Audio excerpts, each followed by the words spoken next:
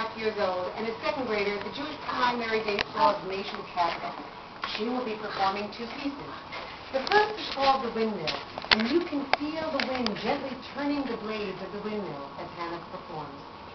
The second is the beloved American song, This Land Is Your Land. It is one of the United States' most famous folk songs. Its lyrics were written by...